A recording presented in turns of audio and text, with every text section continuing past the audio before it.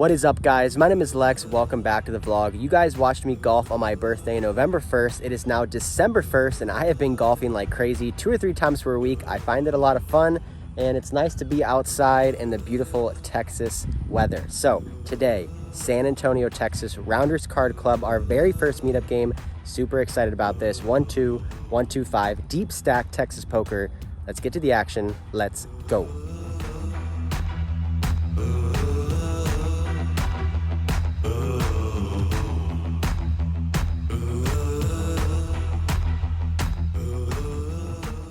Sitting down with the 1-2 game, which plays a lot more like a 2-5 game in other states. We fold for about 20 minutes before looking down at 10 deuce suited. There's a raise from early position to $25. I want to get in there, so I make a very loose call, and we are rewarded going heads up to the flop, which comes out queen deuce deuce flopping trips. We are playing the Doyle Brunson, and flopping trips in Texas doesn't get much better than that. My opponent looks like he wants to bet, but decides to check, and I am not going to be checking here. I put out a $20 bet, and he calls. Turn is the king of spades, bringing 2 spades on the board. My opponent exaggerates a check over to me, which is kind of suspicious, but I am not going to be checking here. I'm not really sure what I can continue to get value from. I guess maybe ace king that floated me on the flop, so I continue to bet for $30, and my opponent does something I was not expecting. He puts in a check raise to $75. My opponent only has about $180 left in his stack. I guess I could put him all in here. However, this is hardly ever a bluff. He check called the flop and then check raised the turn to only $75. I can't really think of any hands that he's bluffing with. He could potentially be overvaluing a hand like aces or possibly even king queen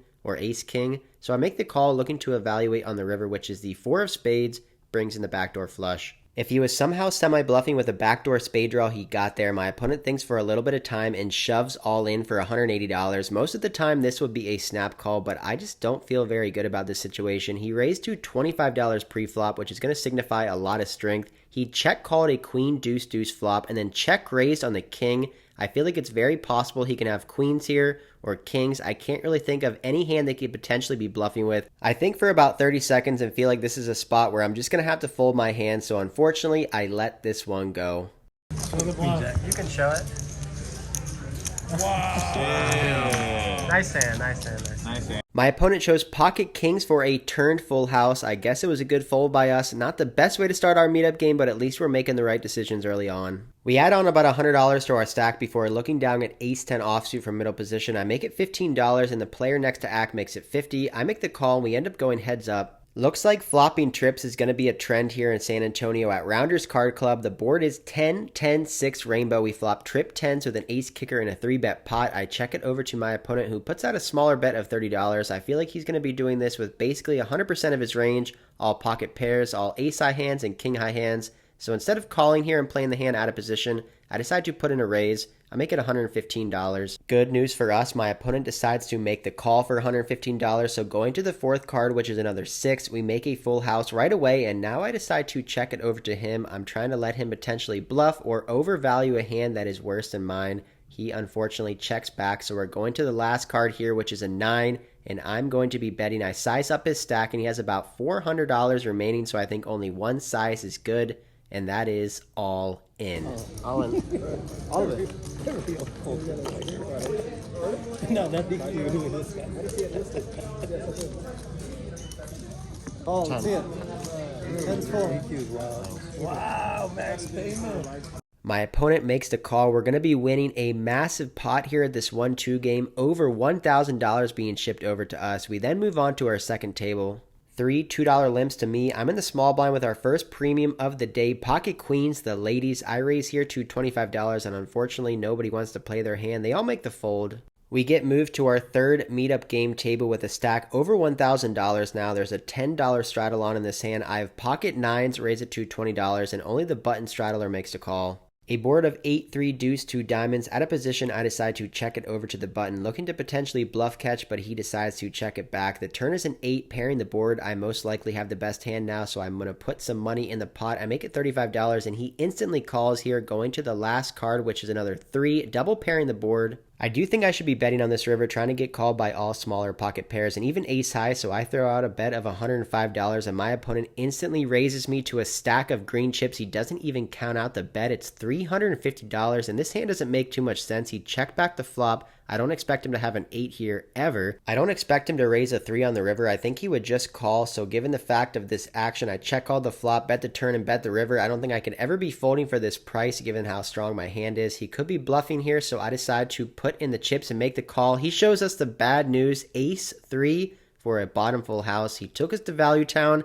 and he got the max. Not the result we wanted, but let's move on to the next hand where we have 8-9 of clubs. There's an early position raise to $20, a call. I'm in the cutoff and make the call, and the big blind makes the call, so we're going 4 ways to a board of 6, 8, 9, 2 diamonds, flopping top 2 pair. Initial raiser checks, unfortunately. Now the hijack player checks with the action over on me with top 2 pair on a very wet and connected board. I decide to go about 2/3 size of the pot. I make a $50 bet. Initial raiser folds, but the hijack, a short stack, makes the call. We are now heads up to the turn, which is one of the worst ones in the deck. It's the queen of diamonds bringing in the flush, and also jack 10 for a straight draw gets there. My opponent checks it over to me with around $250 left in his stack, and I go back and forth whether I want to check or bet, and I don't really want to give him a free card here if he has a 7x hand, possibly a pair with a diamond.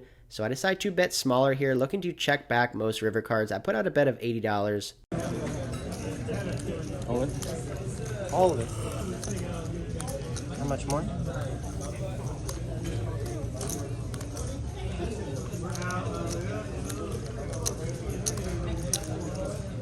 That's like the worst credit card in the world.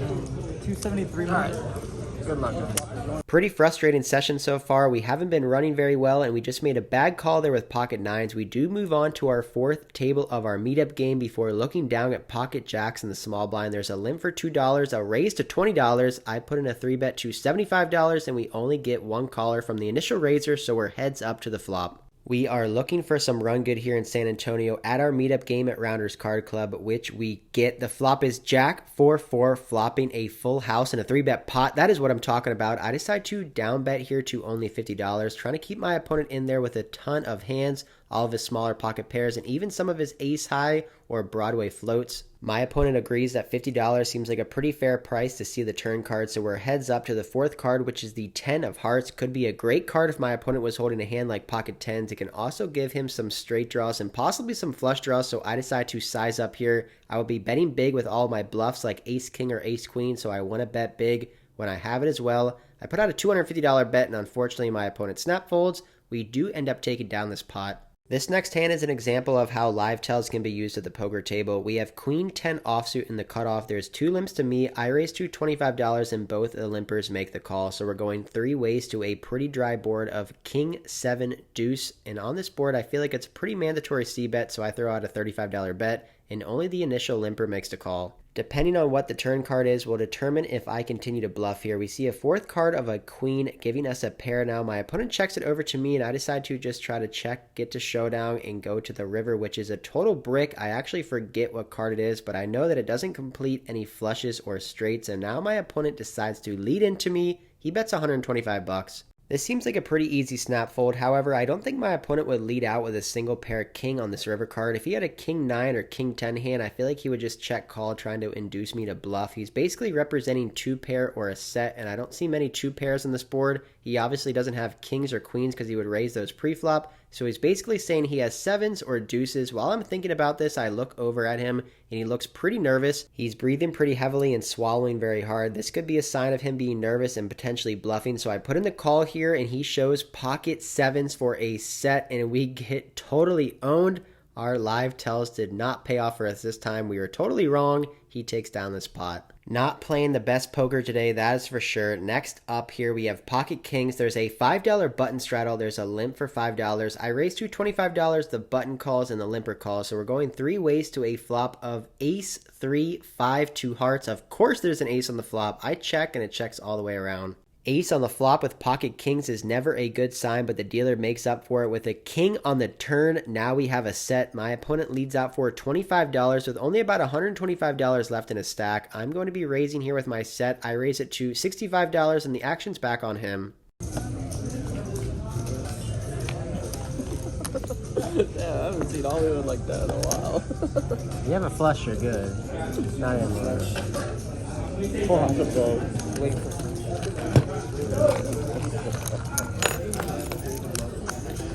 We make a full house on the river to stack this guy. Unfortunately, he only had about $150 left in his stack. We then get moved up to the $1, $2, $5 mandatory straddle game. This game is uncapped, so I end up adding on to my stack for another $2,000. I have around $4,000 in my stack now. This game is playing pretty massive so far. There's a $10 button straddle, 2 limps. The hijack makes it $60. I have jack 10 of spades in the cutoff and make the call. We end up getting 2 more callers, so we're 4 ways to a flop, which comes out pretty great for our hand. Ace, 7, 10 with 2 spades. We flop second pair and a flush draw. The initial raiser does put out a c-bet of $110. Next to act, it's on me, and I guess I could be putting in a raise here to maybe $350 or $400, but he did raise to $60 pre-flop and then bet into 3 other people on an ace-high board, so I feel like he's going to have a decent hand here, so I decide to just try to realize my equity and make the call. Folds back to the under the gun +1 limper, who makes the call as well.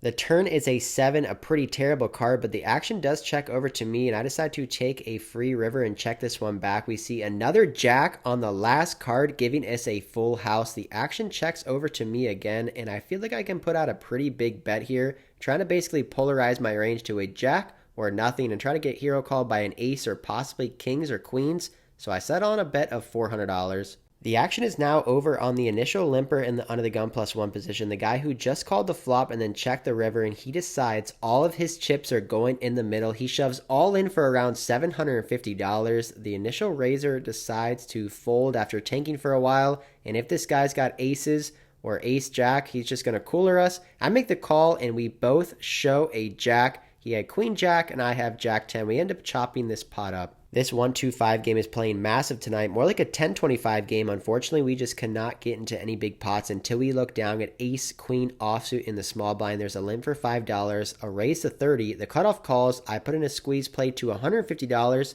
Initial raiser calls. The cutoff makes the call, so we end up going 3 ways to a flop of jack, 9, 3, 2 hearts. We completely miss. I decide to check. Initial raiser checks. The cutoff puts out a bet, and we make the fold. I play another hour or 2 till midnight, but end up not getting any more notable hands. We end up racking up our chips, heading to the cage and cashing out for our very first meetup game coming to a close here in San Antonio.